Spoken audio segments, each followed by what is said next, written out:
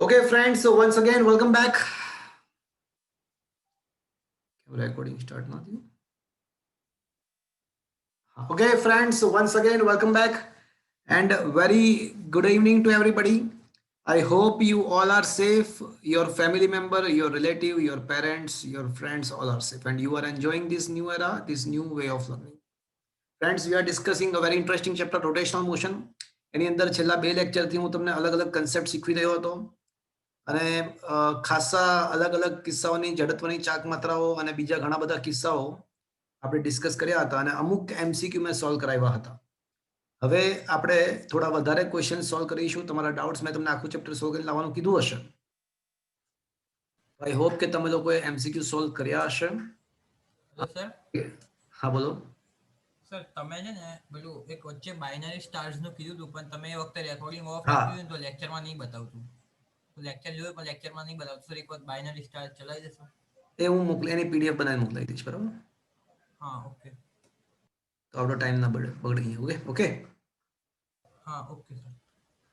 ચલો. તો આ કણોના બનેલું ના તંત્રનું ડાયનેમિક્સ એટલે આવો જે આ ચેપ્ટર 2 પાર્ટમાં હતું એમાં પાર્ટ 1 આપણે લગભગ ફિનિશ કરી ચૂક્યા હતા. છતાં પણ કોઈને કંઈ પૂછવું છે આમાં? ના સર એ આખું પૂરું નહીં. આ પતી ગયું છે, છતાં પણ કોઈને કંઈ પૂછવું છે આમાં? Last call. ના સર. આના આધારિત આપણે ક્વેશ્ચન્સ બધા ડિસ્કસ કરી ચૂક્યા છીએ.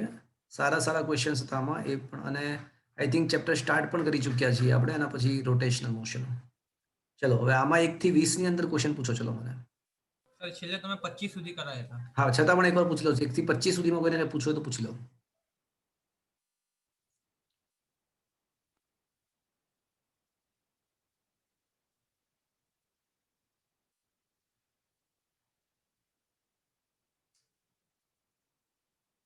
ચલો 25 સુધીમાં કોઈને કંઈ પૂછવું છે? ચલો અપ ટુ 30 સુધીમાં પૂછો. Hello sir. બોલો. સર આમાં છે ને એ લોકોએ ટિપ્સમાં આગળ ટિપ્સ એન્ડ ટ્રિક્સમાં આગળ એવું આપેલું છે કે સમાન દર ધરાવતી રિંગ અને નક્કર ગોળો જ્યારે સમાન ઝડપથી ગતિ કરે ત્યારે રિંગની ચાક ગતિકીય ઉર્જા વધુ હોય જ્યારે નક્કર ગોળાની ચાક ગતિકીય ઉર્જા ઓછી હોય. સર આવું કેમ? શું લખ્યું છે? સમાન દર ધરાવતી રિંગ અને નક્કર ગોળો આ બંને સમાન ઝડપથી ગતિ કરે ને સમાન તો ઝડપ એટલે પણ સમાન કોણીય ઝડપ. રિંગની ચાક ના ખાલી અમે એકલું સમાન ઝડપ જ લખ્યું છે. જ્યારે સમાન ઝડપથી ગતિ કરે ત્યારે ત્યારે રિંગની ચાક ગતિકીય ઉર્જા એ નક્કર ગોળાની ચાક ગતિકીય ઉર્જા કરતા વધારે હોય. તો વધારે જોઈએ ને. કારણ કેમ એવું? ચાક ગતિ ઉર્જાનું સૂત્ર શું છે? Half I half omega i square omega i square. વધારે હોય એટલે હા, એમાં આઈની કિંમત જો તકતી માટે જોઈએ, તકતી માટે તો હાફ એમઆર સ્ક્વેર આવે તકતી માટે. અને ડિસ્ક માટે આ, અને ગોળા માટે શું આવે? સ્ફિયર માટે 2/. 2/5 mr સ્ક્વેર. તો ઓબ્વિયસલી હાફ એમઆર સ્ક્વેર છે ને એ 2/5 એમઆર સ્ક્વેર કરતા વધારે હોય. समझिया? सीधी सी बात है. Is that clear? હા ओके હા સર. चलो अब to 40.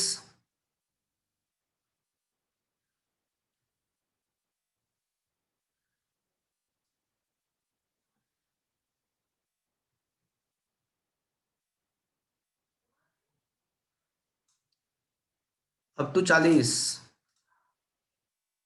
Anybody wants to ask? up to 40 last call. Sir 33. Okay, 33 more, 33. Okay,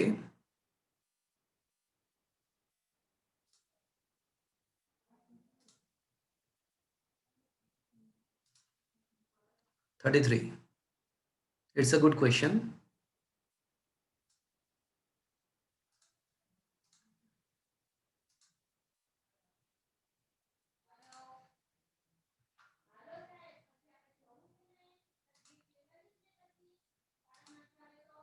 Question number 33.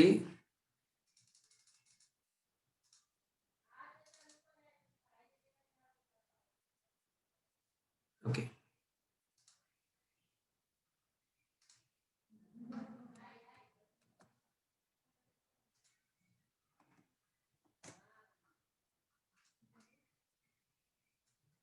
એક વર્તુળાકાર તકતી કે જેની ત્રિજ્યા r અને જાડાઈ r/6 હોય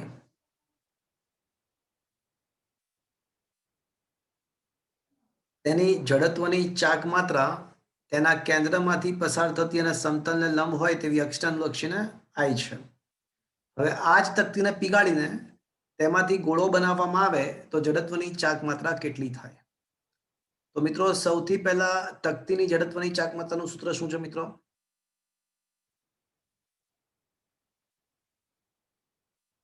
by 2 mr. Am I right, friends? હા હા સર. અચ્છા, હવે તકતીમાંથી ગોળો બનાવીએ તો નવી જડત્વની ચાક માત્રાને I ડેશ કહીએ તો કેના ઇઝ 2/5 mr². પણ મેં r² ના બદલે r ડેશ સ્ક્વેર લખ્યું. પૂછો ક્યું? કેમ સર પૂછો ક્યું? કેમ સર એમ સર. રોટલીનો લુવો લુવો સમજો છો? લુવો લોટ. હા સર. હા સર. એ લુવા રોટલીના લુવાની જે ત્રિજ્યા હોય એના કરતા રોટલી બને તો ત્રિજ્યા વધી જાય કે નહીં? હા હા. હવે એટલે હું એવું કહું છું કે રોટલીમાંથી જો લુવો બનાવીએ તો ત્રિજ્યા બદલાઈ જાય કે ના બદલાઈ જાય? હા બદલાઈ જાય. બદલાઈ જાય. બદલાઈ જાય. એટલે એનો મતલબ કે ગોળા માટે ડેફિનેટલી ત્રિજ્યા ઘટી જશે. Is that clear? એટલે ત્રિજ્યા બદલાઈ જશે. ચલો આટલું ખબર પડી પહેલા તો. હા સર. ઓકે, હવે આપણને જે તકતી આપી હતી ને થોડી જાડી તકતી હતી. એટલે ખરેખર એ તકતી નહીં પરંતુ શું હતું? નળાકાર. નળાકાર હતું. તો દ્રવ્યમાન ચાહે તકતીનું હોય ચાહે દ્રવ્યમાન સ્ફિયર ગોળાનું હોય, 5 કિલોગ્રામની તકતી હોય એનામાંથી ગોળો બનાવે તો ગોળો પણ 5 કિલોગ્રામનો જ હોય. એટલે દળ તો યથાવત રહેશે, પણ દળ ઇઝ ઇક્વલ્સ ટુ કદ ગુણ્યા ઘનતા. તો તકતીનું કદ તકતીની ઘનતા, ગોળાનું ઘનફળ ગોળાની ઘનતા. હવે સીધી વસ્તુ છે, તાંબાની તકતી હોય તો એને પીગાળી અને ગોળો બનાવીએ તો સોનાનો બની જશે. તાંબાની તકતીને પીગાળીને ગોળો બનાવીએ તો સોનાનો બની જશે. હા સર. ના સર. ના એવું થતું હોય તો રોજ એ જ કામ ના કરું, ખાલી ખોટું અહીંયા ગળું ફાડવું. એટલે હું એવું કહેવા માંગુ છું કે ઘનતા તો તાંબાની હોય તો તાંબાની જ રહેશે, ચાહે ગોળો હોય કે તકતી હોય. ઘનતા તો દ્રવ્યની જાત પર આધારિત છે. જેમ કે પાણીની ઘનતા 1000 kg પ્રતિ મીટર ક્યુબ છે, ચાહે પછી એ પાણીનું બુંદ હોય કે પાણીનો સમુદ્ર હોય, ઘનતા તો યથાવત રહેશે પાણી. ઇઝ ધેટ ક્લિયર હું શું કહી રહ્યો છું? એટલે ઘનતા હા હા સર. છોડી જશે. ચલો, તકતીનું ઘનફળ શું આવશે? તકતી એ તકતી નથી પણ ખરેખર એ નળાકાર છે. pi r square. હા, તો તકતીનું ઘનફળ πr² ઇન્ટુ h અને ઇઝ ઇક્વલ્સ ટુ ગોળાનું ઘનફળ 4/3 પાઈ r ડેશ ક્યુબ થશે મિત્રો. હા ની અંદર આપ્યું છે કે તકતીની જાડાઈ કેટલી છે? r/6. Is equals two 4/3 pi r dash cube થશે મિત્રો. હા સર. તો that is why r dash cube is equals to r cube by 8 થશે. જો તો સાદું રૂપ આપતા 3 દુ 6 4 દુ 8 થશે. હા હા સર. એવું કે તકતીમાંથી ગોળો બનાવવામાં આવે તો ગોળાની ત્રિજ્યા તકતી કરતા અડધી થઈ જશે. ચલો આ સમજમાં આવ્યું? હા આયા બાત સમજ में? હા સર. હવે આ કિંમત અહીંયા મૂકતા તો હવે i ડેશ બરાબર શું થશે? 2/5 m r square r upon 4. हाँ r ડેશ ના બદલે r/2 ધ હોલ સ્ક્વેર. તો આ થઈ જશે 2/5 mr² by 2 એટલે 1/4 mr² થશે. એટલે આ થઈ જશે 2 દુ 4 એટલે 1/10. mr². પણ સમીકરણ નંબર 1 દેખો. સમીકરણ નંબર 1 પરથી તો સ્પષ્ટ જ છે કે mr² બરાબર તો શું થવું જોઈએ? 2i. 2i. mr² બરાબર 2i થવું જોઈએ. સમીકરણ નંબર 1 પરથી જો ફરીવાર એકવાર બતાવું છું સમીકરણ નંબર 1 જો દેખી લો સમીકરણ નંબર 1 i બરાબર હાફ m r સ્ક્વેર તો m r સ્ક્વેર બરાબર 2i થશે તો m r સ્ક્વેર ના જગ્યાએ 2i લખી નાખો મિત્રો તો finally your answer is comes out to be i by 5 आया बात समझ में? हाँ sir it's a good question is it understood? हाँ सर હા સર चलो बोलो अप टू 40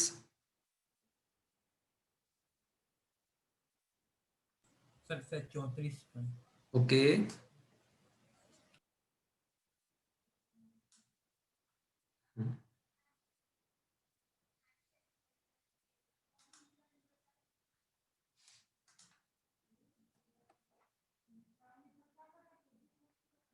चलो શું છે ક્વેશ્ચન ક્વેશ્ચન એવો છે કે એક નિયમિત ચોરસની જડત્વની ચાક માત્રા તેના અક્ષ AB કે જે ચોરસની કોઈ પણ બે બાજુને સમાંતર અને કેન્દ્રમાંથી પસાર થાય છે તેને અનુલક્ષીને I છે હવે ચોરસના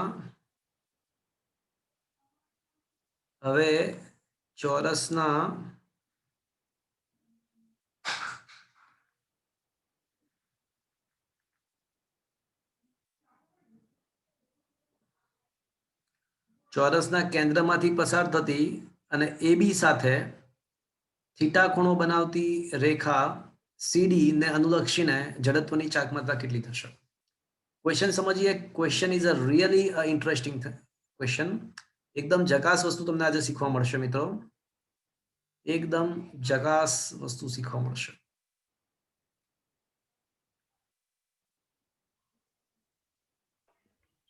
જો શું લખ્યું છે કે ચોરસની જડત્વની ચાક માત્રા તેની અક્ષ AB કે જે ચોરસની કોઈ પણ બે બાજુને સમાંતર એટલે માની લો કે આપણી આ માટે આ અક્ષ AB છે જે કોઈ પણ બે બાજુઓ દેખાય જ છે કે બે બાજુઓને સમાંતર છે તો આપણા માટે આ અક્ષ AB છે ઓકે હવે મિત્રો મારો વિચારીને મને ક્વેશ્ચનનો આન્સર આપજો કે આને હું y અક્ષ કહી દઉં અને આને હું x અક્ષ કહું આ બંને અક્ષો ચોરસના સમતલમાંથી જ પસાર થાય છે અને અહીંયા આગળ એક z અક્ષ છે જે ટપકું મેં કર્યું છે ને એ z અક્ષ દર્શાવે છે એટલે સર અમારી સ્ક્રીન તરફ આવતી. હા તમારા સ્ક્રીન નહીં તમારા શરીર તમારી આંખ તરફ આવતી અક્ષ z અક્ષ ઓકે તો ix is equals to iy and that is you know how much it is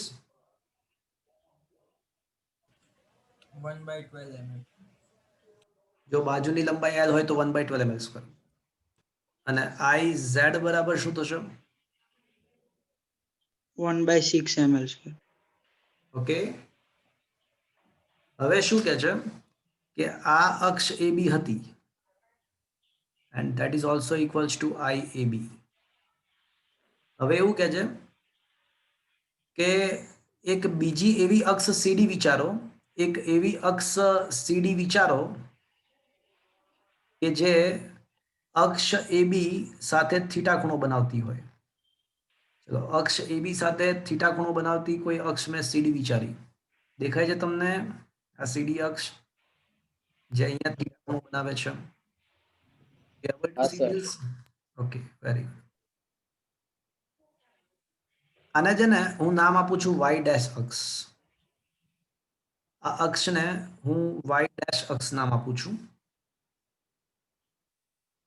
અને આને એક લંબ એવી હોય એવી એક બીજી અક્ષ ધ્યાનમાં લો આને એક્ઝેક્ટલી લંબ હોય તેવી અને એક્ઝેક્ટ લંબ હોય તેવી કોઈ કાલ્પનિક બીજી અક્ષ અહીંયા ધ્યાનમાં લો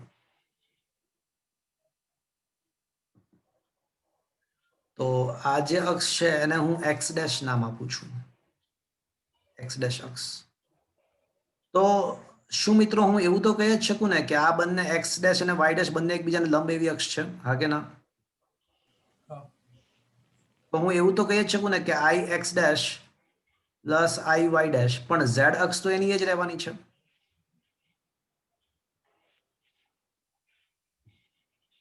ઝેડ અક્ષ તો આના માટે પણ ઓલી લંબ જે છે એ તો એની જ, જે આપણે ભૂતકાળમાં જે ઝેડ અક્ષ હતી એની જ રહેવાની છે. આ બંને અક્ષ માટે પણ એક્સ ડેશ અને વાય ડેશ માટે પણ બંનેને લંબ હોય તેવી અક્ષ તો એની જ રહેવાની છે. હા કે ના? હા સર. હવે તમે ધ્યાનથી વિચારો કે આ એક્સ ડેશ અક્ષની આજુબાજુ એક્સ ડેશ અક્ષ જે રીતે ચોરસના વિભાગ પાડે છે ને એવા જ વિભાગ વાય ડેશ અક્ષ પણ પાડે. જો એક્ઝેક્ટ સરખા સરખા વિભાગ જ પાડે છે. ચાહે તમે એક્સ ડેશ અક્ષ વિચારો કે વાય ડેશ અક્ષ વિચારો, એ ચોરસના એક સરખા જ બંને સાઈડથી ભાગ પાડે છે. હા કે ના? હા સર. હા સર. કે આઈ એક્સ ડેશ અને આઈ વાય ડેશ સમાન થશે. હા થશે. તો કેન આઈ સે 2i x dash is equals to iz? હા. તો i x dash is equals to 1 by 2 iz. હમ. તો આપણને ખબર જ છે કે 1 by 6 ml સ્ક્વેર છે. તો આમ સાબિત થાય છે કે i x dash જે છે ને એ 1 by 12 ml સ્ક્વેર જ થશે. So that is why I can say that was equals to IAB. તો આમ સાબિત થાય છે કે CD અક્ષને અનુલક્ષીને જડત્વની ચાક માત્રા કેટલી થશે? તો AB અક્ષને અનુલક્ષીને જે હોય એટલે કે I ની I જ રહેશે. આયા બાત સમજ મેં?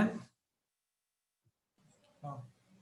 હા સર. એટલે આનો મતલબ શું થયો ખબર તમને? આનો મતલબ એવો થયો કે ચોરસના સમતલમાં રહેલી, આનો મતલબ એવો થયો, ઇમ્પોર્ટન્ટ નોંધ, આનો કન્ક્લુઝન એવું નીકળ્યું કે ચોરસના સમતલમાં હોય તેવી અને કેન્દ્રમાંથી પસાર થતી હોય તેવી કોઈ પણ અક્ષ હોય, તે ગમે તે અક્ષ ના હોય, ચોરસના સમતલમાંથી પસાર થતી અને કેન્દ્રમાંથી પણ, ચોરસમાં સમતલમાં રહેલી અને કેન્દ્રમાંથી પસાર થતી, સમતલમાં રહેલ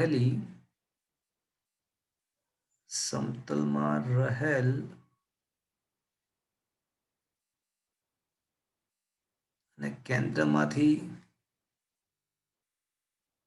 પસાર થતી કોઈ પણ અક્ષ માટે જડત્વની ચાક માત્રા નું સૂત્ર ફિક્સ્ડ જ છે, and that will be equals to 1 by 12 ml square. એટલે ચોરસના સમતલમાંથી ગમે તે અક્ષ પસાર ના થાય, તમે ગમે તે અક્ષની કલ્પના કરો ચોરસના સમતલમાંથી અને કેન્દ્રમાંથી પસાર થતી હોય, તો ગમે તે અક્ષ હોય એ બધા માટે જડત્વની ચાક માત્રા સમાન જ રહેશે, 1 by 12 ml square જ રહેશે. Is it clear? હા. પણ આ છે ને, આના ઉપરથી મારે તમને હજી એક વાત મને કહેવી છે. આના પરથી એક વાત મને યાદ આવે છે, તો હું તમને કહું છું, ક્યારેક કામ આવી જશે. માની લો કે તમારી ભ્રમણાક્ષ આ રીતની છે. ધીસ ઇઝ યોર ભ્રમણાક્ષ, ધારો કે. અને માની લો કે તમારો જે સળિયો છે ને, માની લો કે તમારો એક સળિયો જે છે એ કંઈક ભ્રમણાક્ષ ને એક્ઝેક્ટ લંબ નથી. ભ્રમણાક્ષને એક્ઝેક્ટ લંબ નથી સળિયો. આ સળિયો ભ્રમણાક્ષને લંબ દિશા સાથે થીટા ખૂણો બનાવે છે, ધારો કે. તો આવા સંજોગોમાં જો આ ભ્રમણાક્ષને અનુલક્ષીને ભ્રમણ થતું હોય, તો આ સળિયાની જડત્વની ચાક માત્રા I બરાબર, આમ તો સળિયાના અંત્ય બિંદુ માટે આપણે સૂત્ર શું વાપરતા હોઈએ છીએ? અંત્ય બિંદુ 1 by 1 3 by ml 3 square. ml square. પણ અહીંયા આગળ 1/3 m l નહીં આવે, l cos થીટા નો વર્ગ આવશે. Is that clear? બીકોઝ આ જે લંબાઈ l છે ને, એનો લંબ દિશાનો ઘટક શું આવશે વિચારો? આ l નો આ દિશાનો ઘટક શું આવશે? ભ્રમણાક્ષના લંબ L cos theta. l cos theta ઘટક આવે. એટલે આવા સંજોગોમાં તમારી સળિયાની જડત્વની ચાક માત્રા 1/3 ml સ્ક્વેર ના બદલે 1/3 ml square cos square theta થઈ જાય. આયા બાત સમજ મેં? હા સર, આ સ્ક્રીનશોટ મોકલી દે. હા, આખી ફાઇલ જ મોકલી દઈશ. Is that clear? હા સર. ચલો.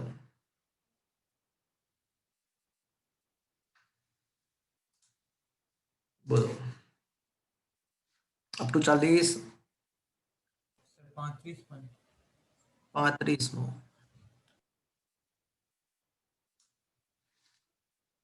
શું કહે છે? જો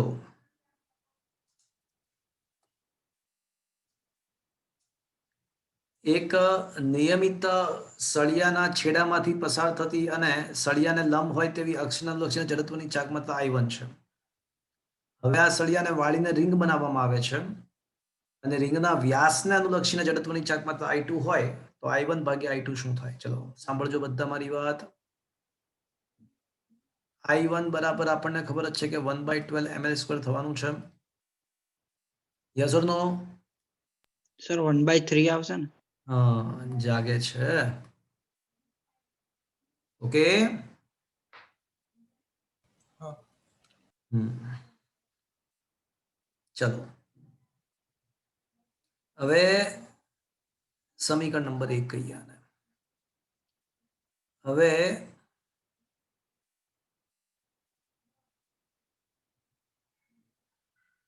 સળિયામાંથી જો રિંગ બનાવવામાં આવે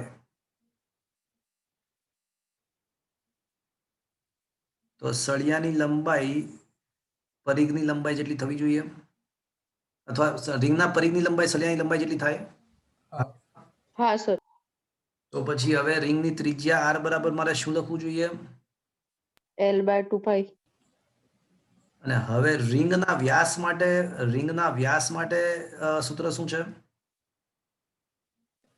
1/2 mr². Very good. રિંગ વ્યાસમાંથી પસાર થતી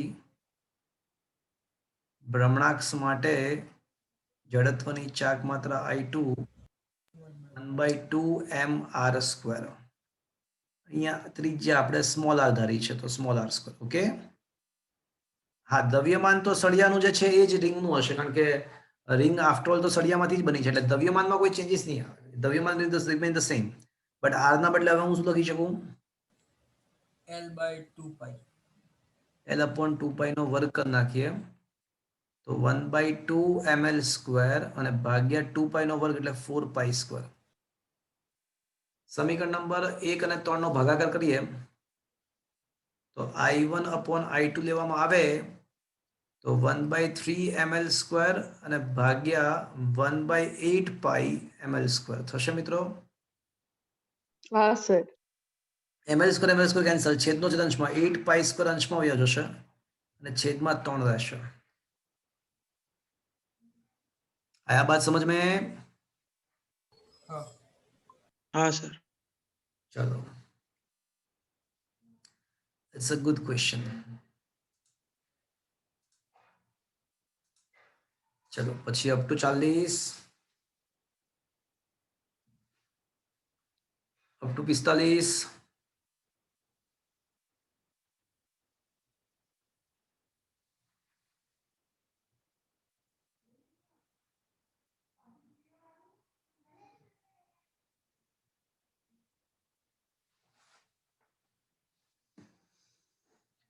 up to 50,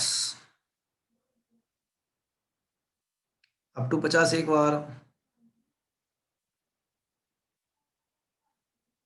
up to 50 last call. ચલો up to 50 last call. Sir 49. 59. તો 59 અને 50 હા 50 પોઈન્ટ. 50 કે 49? 50 કે 49? બોલો. સર બંને 49 50. 49 ની અંદર તો કશું છે નહીં. એમાં તો આપણને ખબર છે કે રેખીય વેગમાનના ફેરફારનો સમય તો બળ આપે, ડેલ્ટા P/Δt તમને બળ આપે, તો કોણીય વેગમાનના ફેરફારનો સમય તો તમને ટોર્ક આપે. 49માં તમારે કરવાનું શું છે? તમને પ્રારંભિક કોણીય વેગમાન આપેલું છે, અંતિમ કોણીય વેગમાન આપ્યું છે. ટોર્ક તમારે શોધવું હોય તો કોણીય વેગમાનનો ફેરફાર ભાગ્યા સમય કરવાનો. ઓકે, તમને ટોર્ક મળી જાય. ઓકે. હા ઓકે સર આવી ગયું. ઓકે. ચલો, પણ અહીંયા આગળ વિચારો. કે એબીસી સમબાજુ ત્રિકોણ છે જેનું કેન્દ્ર O છે, બાજુઓ AB, BC અને AC પર લાગતા બળો અનુક્રમે F1, F2 અને F3 છે. રકમમાં આપ્યું છે કે રિઝલ્ટન્ટ ટોર્ક 0 છે. તો નીચેનામાંથી કયો સંબંધ સાચો છે? તો રિઝલ્ટન્ટ ટોર્ક 0 હોવું એટલે જેટલા બળો હોય એટલા ટોર્ક ઉત્પન્ન થાય. બળો હોય એટલા ટોર્ક ઉત્પન્ન થાય અને એનો સરવાળો 0. આપણે છે ને આ બિંદુ O ને અનુલક્ષીને વિચારીશું. બિંદુ O ને અનુલક્ષીને વિચારીશું. બિંદુ O સમબાજુ ત્રિકોણનું મધ્ય કેન્દ્ર છે. એટલે આ દરેકે દરેક જે બાજુ છે ને એ O થી એક્ઝેક્ટલી સરખા અંતરે હશે. દરેકે દરેક બાજુનું O થી લંબ અંતર એક સરખું હશે. અને માની લો કે એ લંબ અંતર જે છે ને એ x છે. દરેકે દરેક બાજુનું O થી લંબ અંતર એકદમ સમાન હશે. અને માની લઈએ કે આપણે એ લંબ અંતર જે છે ને ધારો કે x છે.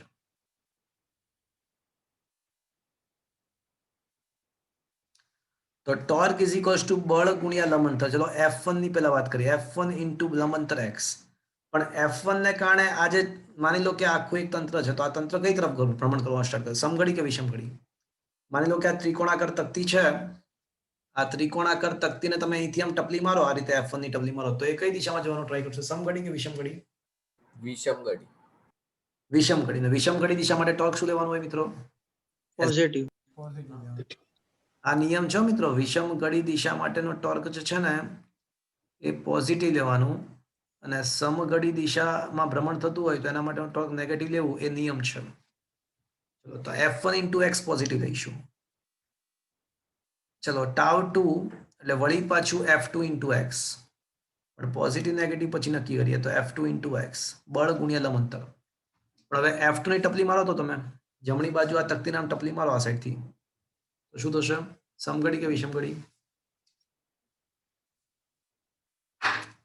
સમઘડી કે વિષમઘડી? વિષમઘડી. વિષમઘડી. તો વન્સ અગેન પોઝિટિવ. અને F3 ની ટપલી મારશો આ તકતીને F3 ની દિશામાં, તો આ સમગ્ર તંત્ર કઈ તરફ ભ્રમણ કરવાનો ટ્રાય કરશે? સમઘડી. તો it should be taken negative. Okay friends? હા સર. Yes sir. તો આમ સાબિત થાય છે. x કોમન લઈ લો અને કેન્સલ કરો અને F3 ના આ સાઈડ લઈ જાઓ તો સાબિત થાય છે કે F3 નું મૂલ્ય F1 પ્લસ F2 જેટલું હશે. આયા બાત સમજ में? हाँ सर. હા. ओके चलो अप टू 47. શું કહો છો? 47. 47. આ ટીક કરેલા છે એટલે બોલો છો કે તમને નથી આવડતા એટલે બોલો છો?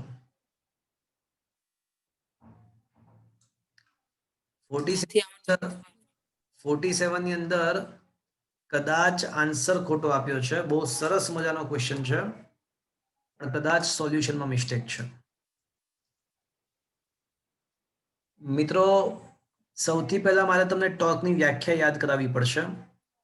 તો ટોર્કની વ્યાખ્યા આપણને ખબર છે કે R ક્રોસ F છે. જ્યાં R શું છે? કોઈ મને કહેશે R શું છે?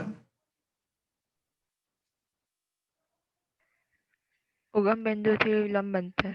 હા, R વેક્ટર R કોઈ સંદર્ભ બિંદુથી જે બિંદુએ બળ લાગે છે તેનો સ્થાન સદિશ. હા કે ના? હા સર. જનરલી આપણે સંદર્ભ બિંદુ તરીકે શું લેતા હોઈએ? ઉગમ બિંદુ. उगम. ઉગમ બિંદુ લેતા હોઈએ.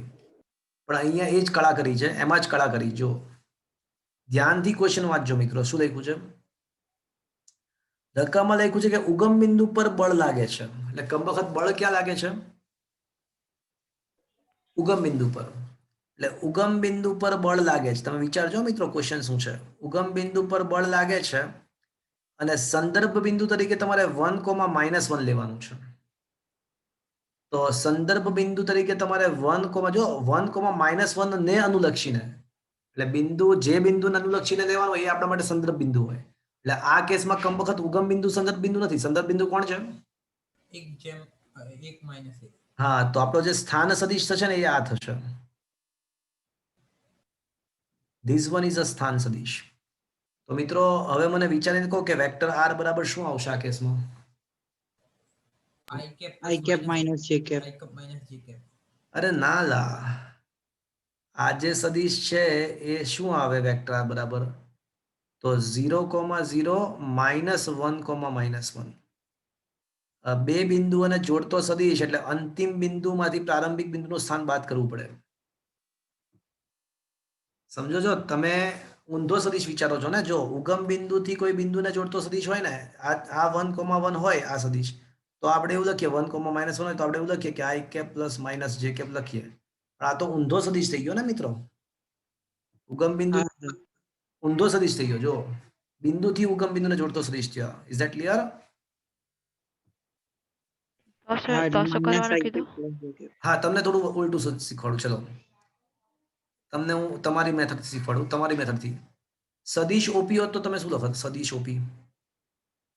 તો I cap minus J cap લખત. હા, તો સદિશ હા. ઓપી તમે લખત I cap plus minus J cap લખત કે નહીં? હા. આપણો જે વેક્ટર આર છે એ વેક્ટર ઓપી નથી, એ વેક્ટર શું છે? ઈઓ છે. PO.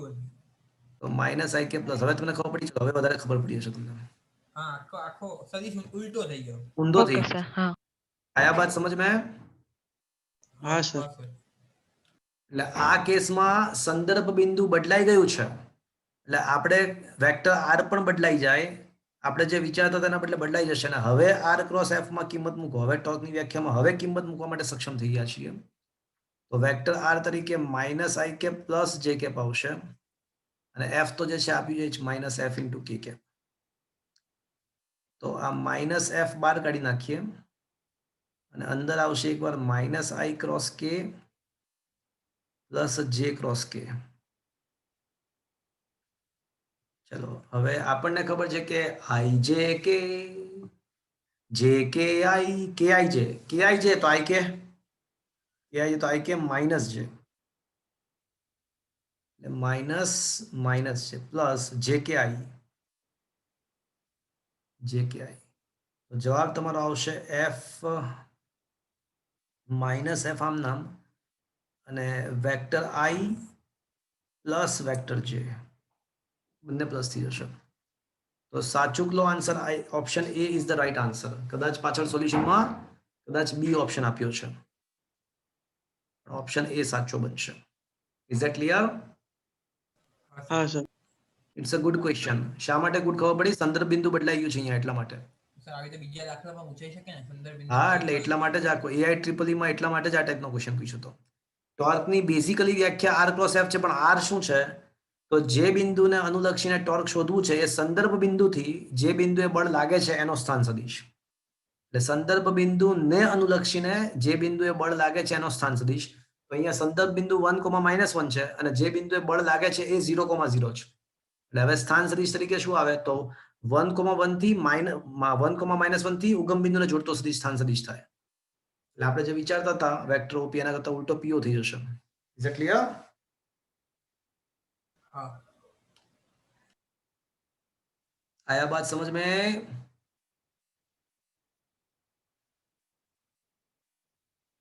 ओके, चलो up to 55, up to 60, up to 60,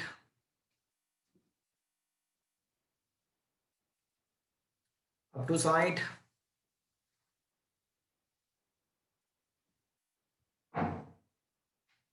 up to 60. Sir 59 માં શું આવે?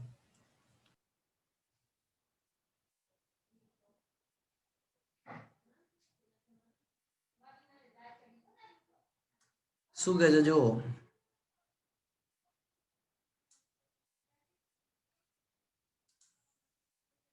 ઓકે,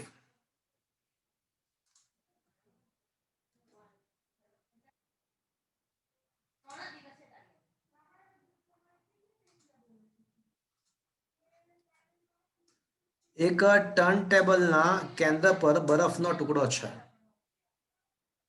અને કેન્દ્રમાંથી પસાર થતી અક્ષને અનુલક્ષીને ઓમેગા જેટલી કોણીય ઝડપથી ભ્રમણ કરે છે.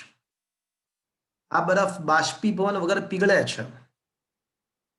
તો મિત્રો વિચાર કરો કે બરફનું સ્થાન પહેલા ક્યાં હતું? પહેલા બરફ ક્યાં હતો મિત્રો? બોલો, બરફ સ્ટાર્ટિંગમાં ક્યાં હતો? કેન્દ્ર પર. બરફ સ્ટાર્ટિંગમાં હતો આપણી તકતીના કેન્દ્ર પર હતો. ઓકે, હા. એટલે બરફ સ્ટાર્ટિંગમાં તો અહીંયા હતો, એટલે ભ્રમણાક્ષ પર જ હતો એવું કહી શકાય. એટલે ભ્રમણાક્ષ પર જ હતો બરફ સ્ટાર્ટિંગમાં, અને પછી પીગળી જાય તો બરફનું જે દ્રવ્યમાન છે એ તકતીમાં ફેલાઈ જશે એવું કહી શકાય પાણી બનીને. હા સર. તો દ્રવ્યમાન છે ને ભ્રમણાક્ષથી નજદીક ગયું કે દૂર ગયું? દૂર ગયું. દૂર ગયું. દૂર ગયું. અને ભ્રમણાક્ષથી દ્રવ્યમાન જેટલું દૂર જાય એટલી જડત્વની ચાક માત્રા વધે. વધે. વધે. તો બરફ પીગળવાની પ્રક્રિયામાં જડત્વની ચાક માત્રા ડેફિનેટલી વધશે. શું મિત્રો આ સમજમાં આવ્યું તમને? પણ બરફ પીગળવાની પ્રક્રિયામાં મેં કોઈ બાહ્ય ટોર્ક લગાડ્યું છે? ના, નથી લગાડ્યું. ના, બાહ્ય ટોર્ક તો 0 છે. તો એનો મતલબ શું થયો? કોણીય વેગમાનનું કોણીય વેગમાન સન્માન. અચળ રહેશે. કોણીય વેગમાન અચળ. કોણીય વેગમાન અચળ તો I ઓમેગા અચળ થશે. હા. પરંતુ કમ વખત I તો વધે છે, તો ભાઈ જખ મારીને ઓમેગા ઓમેગા ઘટશે. ઓમેગા ઘટશે. ઘટશે. આયા બાત સમજ में? હા. સરસ ક્વેશ્ચન હતો. Is that clear? હા સર. મજા આવે છે ને ફિઝિક્સમાં? હા. એટલે તમે થોડો ટાઈમ આપો અને થોડુંક વિચારો ને, તો આ જે સબ્જેક્ટ છે ને ફિઝિક્સ, એના જેવો કોઈ સબ્જેક્ટ નથી. એકદમ મજા. થોડોક સમય આપવો પડે અને થોડુંક તમારે પ્રયત્ન કરવો પડે. તો આની જેવી મજા એક પણ સબ્જેક્ટમાં નથી. ચલો, અપ ટુ 60. સર 62. 62. ઓકે,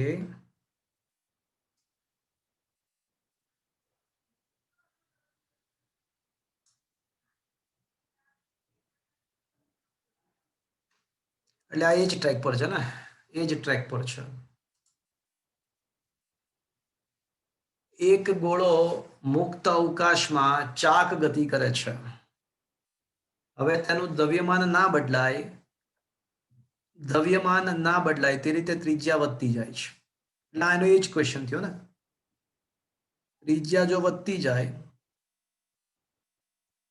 તો જડત્વની ચાક માત્રા પણ વધે. શું કામ? કારણ કે ગોળાની જડત્વની ચાક માત્રા નક્કર હોય કે પોલ હોય ખબર નથી, પણ એક વસ્તુ કન્ફર્મ કે 2/3 કે 2/5 mr², એટલે r વધતા જડત્વની ચાક માત્રા તો વધે છે. Is that clear? પણ ઓમેગાનું તો પછી શું થશે? ઓછું થશે. શું કામ? કારણ કે L બરાબર I ઓમેગા બરાબર અચળ. મેં જો મુક્ત અવકાશનો મતલબ શું થયો? કોઈ પણ પ્રકારનું ટોર્ક હાજર નથી તે ટાઈપનો અવકાશ. It is the same to same thing. Is that clear? તો નીચેનામાંથી કઈ વસ્તુ બદલાશે? તો ઓપ્શન કયા કયા છે? જો જડત્વની ચાક માત્રા 100% વધશે અને કોણીય વેગ 100% ઘટશે.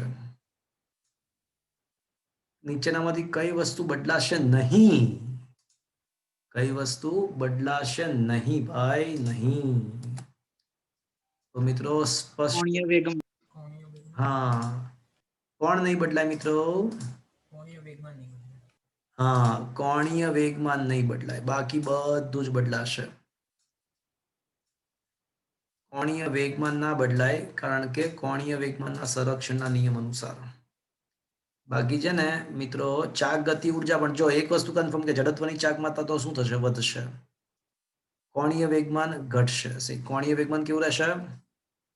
અચળ રહે. અચળ રહેશે. અચળ રહેશે. કોણીય વેગ ઘટશે. ઘટશે. અને ચાક ગતિ ઉર્જાનું શું થાય? તો ચાક ગતિ ઉર્જાનું સૂત્ર છે ને હાફ આઈ ઓમેગા સ્ક્વેર, એ પણ ઘટે હા, ના હાફ એલ ઓમેગા અને એલ સ્ક્વેર અપોન 2i. હવે એલ અચળ છે હો મિત્રો, તો ચાક ગતિ ઉર્જા ચલે છે 1/i થશે કારણ કે એલ અચળ છે. છેલ્લું સમીકરણ દેખો, લુક એટ ધીસ. તો એલ અચળ છે તો ચાક ગતિ ઉર્જા ચલે છે 1/i. જળત્વની ચાક માત્રા જેટલી વધશે એટલી ચાક ગતિ કે ઉર્જા ઘટશે. હા, એટલે જડત્વની ચાક માત્રા વધતી હોવાથી ચાક ગતિ ઉર્જા ઘટશે. Is that clear friends? હા સર. हाँ सर। आया बात समझ में आई? હા is it okay? Okay sir. हाँ सर। હા સર. चलो સર 67 શું મેં તમને 66માં ક્વેશ્ચનની વાત કરી હતી, કરેલી છે? હા સર.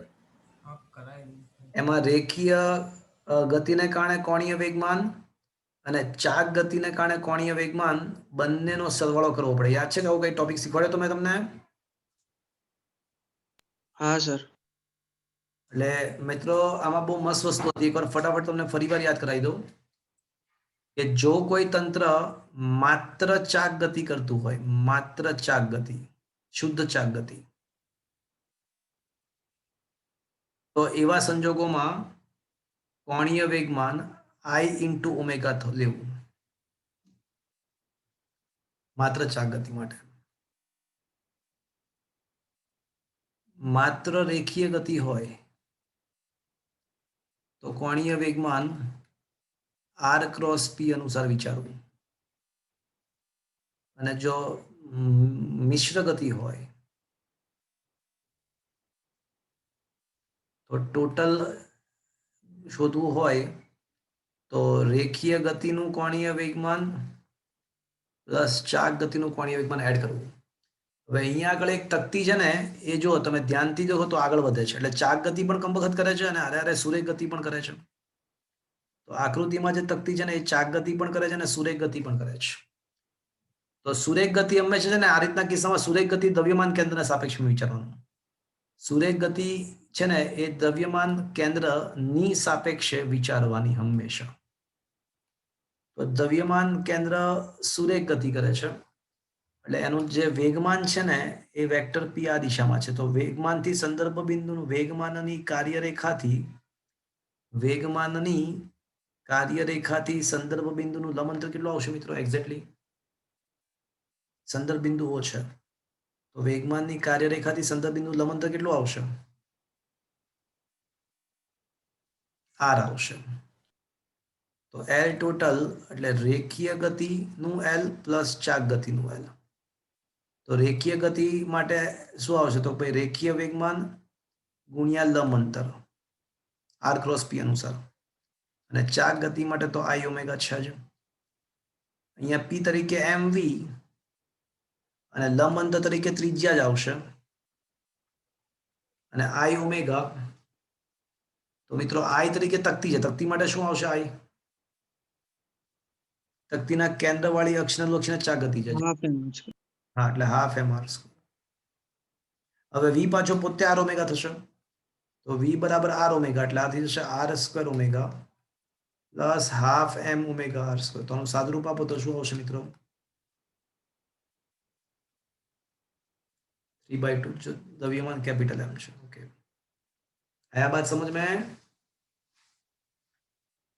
हाँ सर। સર આ આર બી સેમ જ છે ને?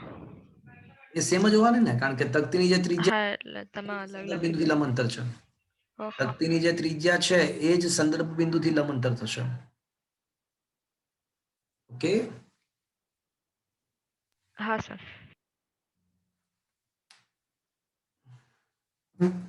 ચલો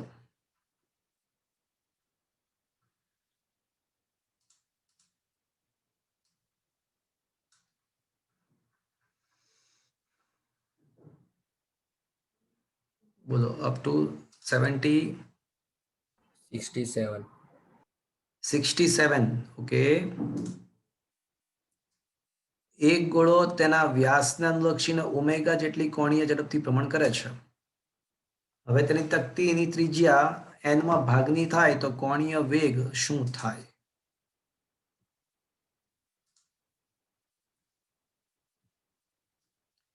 એક ગોળો તેના વ્યાસને અનુલક્ષીને ઓમેગા જેટલી કોણીય ઝડપથી ભ્રમણ કરે છે. તો મેં કશું કર્યું નથી, છતાં પણ એની ત્રિજ્યા n માં ભાગની થઈ ગઈ. મેં કોઈ બાહ્ય ટોર્ક નથી લગાડ્યું, છતાં પણ ત્રિજ્યા n માં ભાગની થઈ. તો આપણને ખબર છે કે કોણીય વેગમાન કેવું રહેશે, કોઈ ટોર્ક ના લગાડ્યું હોય એવા સંજોગોમાં આપણને ખબર છે કે કોણીય વેગમાન શું થશે મિત્રો? અચળ. અચળ રહે. L1 બરાબર L2. Can I say I1 omega 1 is equals to I2 omega 2?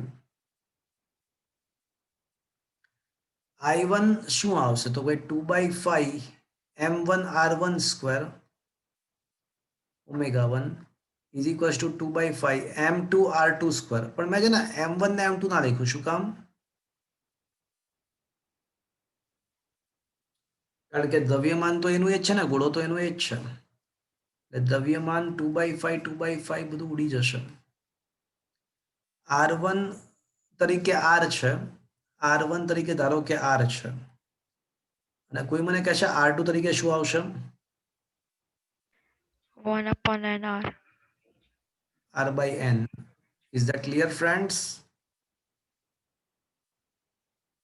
તો r² ઉડી જશે અને ઓમેગા 2 ભાગ્યા n સ્ક્વેર.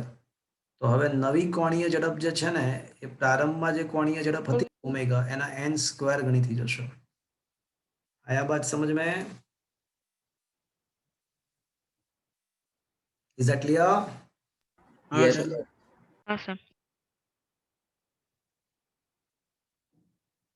ચલો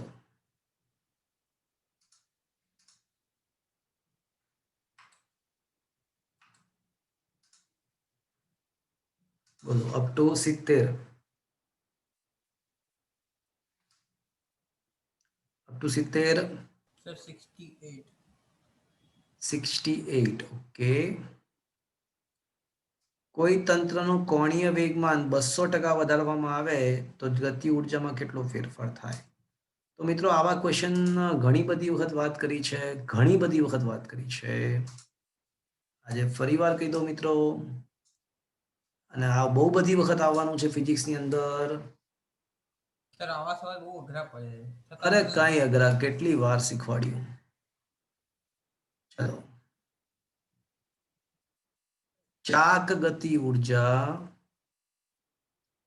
is equals to half I omega square is equals to half L omega is equals to L square by 2I. કોની યાદ અપાવે છે? રેખીય ગતિ linear kinetic energy half mv square અથવા half pv અથવા p square by 2/2m. પણ તમે જ્યારે કોણીય વેગમાન બદલાવતા હોય તો તમારે 3 માંથી કયું સમીકરણ વિચારવાનું? તો કે ભાઈ કોણીય વેગમાન વાળા બે સમીકરણ છે, પણ સામાન્યતઃ કોણીય વેગમાન બદલાવો તો કોણીય વેગ પણ બદલાતો હોય છે. કોણીય વેગ બદલાતો હોય છે સામાન્યતઃ. જડત્વની ચાક માત્રા ભ્રમણાક્ષ એની એ હોય, ભ્રમણાક્ષ ના બદલાય ત્યાં સુધી જડત્વની ચાક માત્રા ના બદલાય. એટલે સામાન્ય સંજોગોમાં કોણીય વેગમાન બદલાય તો ઓમેગા પણ બદલાય, અને ઓમેગામાં કેટલો ફેરફાર થાય આપણને ખબર નથી. ફરજિયાતપણે કયું સૂત્ર વાપરવાનું? હાફ. by 2i. તો આ તો કયો સંબંધ થયો?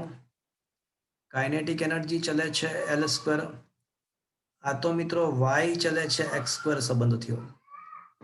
અને આવું એકવાર નહીં, ઘણી બધી વખત વાત થઈ છે કે આવી જ્યારે સિચ્યુએશન હોય ત્યારે x નો પ્રતિશત ફેરફાર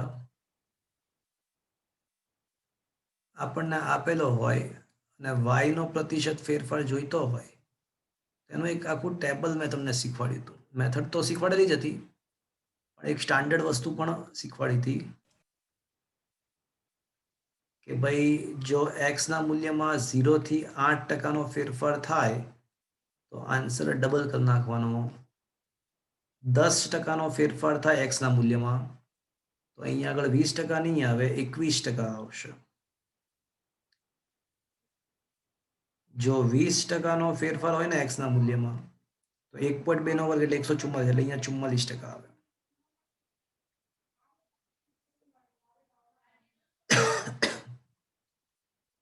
100% નો ફેરફાર થાય ને તો અહીંયા 300% આવે. અને x ના મૂલ્યમાં 200% નો ફેરફાર થાય ને તો અહીંયા 800% આવે. હવે એકવાર મેથડ પણ શીખવાડી દઉં છું. હવે નેક્સ્ટ ટાઈમ ના પૂછતા, એકવાર મેથડ શીખવાડી દઉં છું. ચલો, કાઇનેટિક એનર્જી ચલે છે L². તો k dash upon k is equals two L dash square upon L square થશે આના ઉપરથી. હા કે ના? હા સર. હવે L dash is equals two L તો હતું જ, એમાં 200% નો વધારો થયો. વધારો એટલે પ્લસ, એટલે L ડેશ બરાબર L પ્લસ 200% ઓફ L એટલે 2L, એટલે L ડેશ બરાબર 3L થયું. તો k ડેશ અપોન k બરાબર 3L upon L the whole square એટલે 9 થશે. આગે ના? હા હા 9. હા સર. તો k ડેશ બરાબર 9k થયું. હા 9 નો મતલબ 900% થયું. પણ તમને વધારો પૂછ્યો તો વધારો કેટલા ટકા કહેવાય? 800%. 800%. आया बात समझ में? હમ. आया बात समझ में? હા સર. હા સર. તો જ્યારે જ્યારે y ચલે છે x² સંબંધ હોય ત્યારે આ જે ટેબલ છે એને ધ્યાનમાં લેવાનું. ઓકે, હા સર. ચલો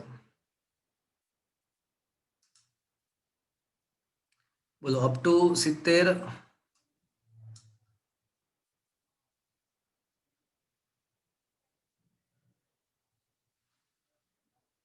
અપ ટુ 70,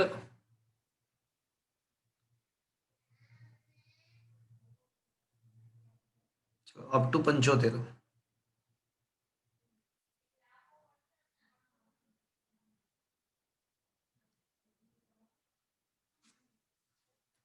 મિત્રો નેક્સ્ટ ટાઈમ તમે આવો ને ત્યારે આખે આખું સોલ્વ કરીને લાવજો આ ચેપ્ટર.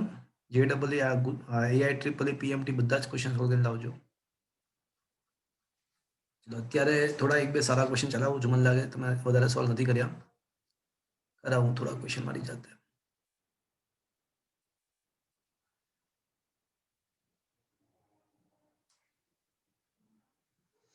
ચલો, ક્વેશ્ચન નંબર 72.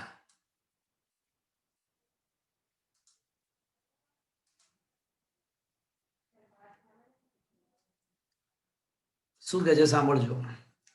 10 kg દળ અને 0.5 મીટર ત્રિજ્યાવાળા 2 મીટર પર સેકન્ડના વેગથી સરક્યા સિવાય ગબડતા પદાર્થની કુલ ગતિ ઉર્જા 32.8 છે. મિત્રો, પદાર્થ સરક્યા સિવાય ગબડે છે તો એ દરમિયાન એ કયા પ્રકારની ગતિ કરતો હશે? કોઈ કહેશે?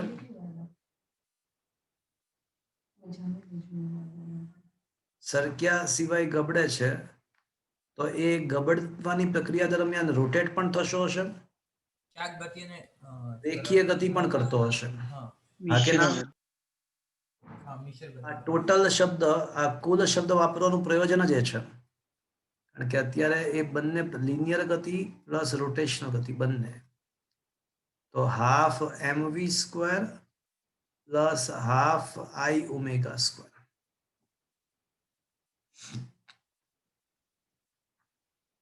તો આપણને k નું મૂલ્ય આપ્યું છે ટોટલ 32.8 આપેલું છે.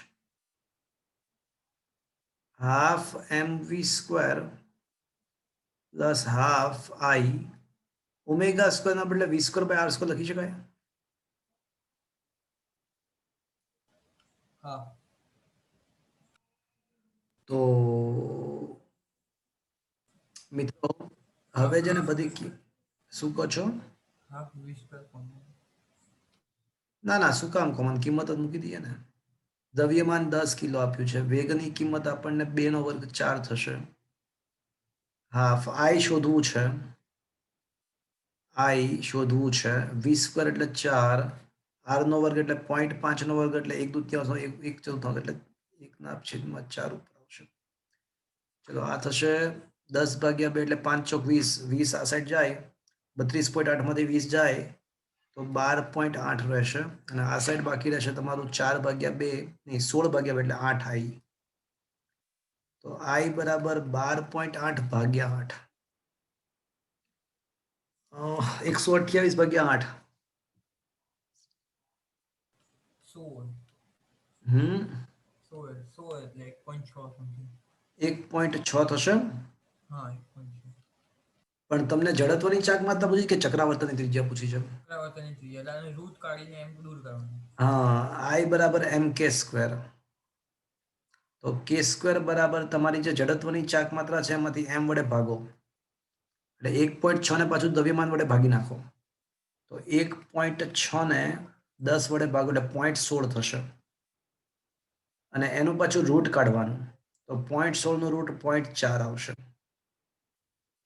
તમારી ચક્રાવર્તનની ત્રિજ્યા 0.4 થશે. સમજમાં આવ્યું મિત્રો? હા સર.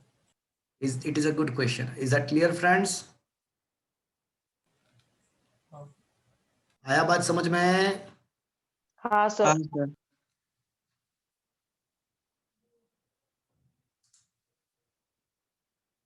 चलो क्वेश्चन नंबर 77 देखो. સર અમારા 9 વાગ્યામાં લેક્ચર છે. લાસ્ટ ક્વેશ્ચન શું કહે છે? જો જડત્વની ચાક માત્રા આપણને આપી છે અને 600 રેવોલ્યુશન પ્રતિ મિનિટના પ્રમાણથી ભ્રમણ કરે છે. ભ્રમણની આવૃત્તિ 600 આરપીએમ થી 300 આરપીએમ થાય છે, તો કાર્ય કેટલું?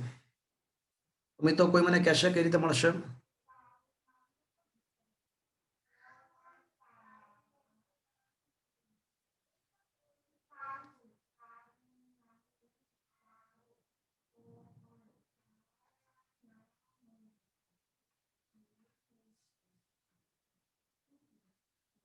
તો કરવું પર થતું કાર્ય એટલે ચાક ગતિ ઊર્જાનો ફેરફાર. Is that clear friends?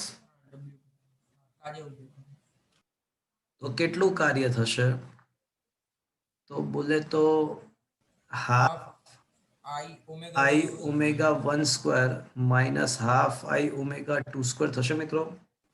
હા ઓમેગા 1 છે ને 600 આરપીએમ આપેલું છે, એ નહીં ચાલે. આ રોટેશન રોટેશન પ્રતિ મિનિટ, એટલે રોટેશનને 2π રેડિયનમાં ફેરવવું પડે અને ભાગ્યા પ્રતિ મિનિટને 60 સેકન્ડમાં ફેરવવું પડે. એટલે ઓમેગા 1 તમારું થઈ જશે 60 કેન્સલ 20 પાઈ રેડિયન પ્રતિ સેકન્ડ થઈ જશે. Is that clear friends? હા અને એ જ પ્રમાણે ઓમેગા 2 શું આવશે મિત્રો? 10 પાઈ રેડિયન. 10 પાઈ. એ અડધું જ છે, એટલે પછી કઈ કરવાની જરૂર નહીં ફરી વાર, અડધું જ છે. Is that clear? બસ, એટલે આમાં છે આરપીએમ ને તમારે રોટેશન પર મિનિટ આરપીએમ ને રેડિયન પ્રતિ સેકન્ડમાં ફેરવવું પડે. એટલે હાફ આઈ ની કિંમત આપણને આપેલી છે 9.8/પાઈ સ્ક્વેર, અને ઓમેગા 1 સ્ક્વેર એટલે 20 પાઈ નો વર્ગ એટલે 400 ગુણ્યા પાઈ સ્ક્વેર, માઇનસ હાફ 9.8/પાઈ સ્ક્વેર, અને ઓમેગા 2 એટલે 10 નો વર્ગ 100 પાઈ સ્ક્વેર કેન્સલ. 400/2 એટલે 200 ગુણ્યા 9.8 માઇનસ 50 ગુણ્યા 9.8 એટલે 150 બાકી રહેશે ગુણ્યા 9.8 બાકી રહેશે. એટલે 150 ગુણ્યા 10 કરો તો 1500 આવે. 1500 કરતા થોડું ઓછું, 1500 કરતા થોડું ઓછું કયું છે? કાં તો 1570 આવશે, 1570 જ આવશે, 1470 જેવું આવશે મારા ખ્યાલથી. કરજો ને એટલે આવી જશે. सर 1470 ए। आया बात समझ में?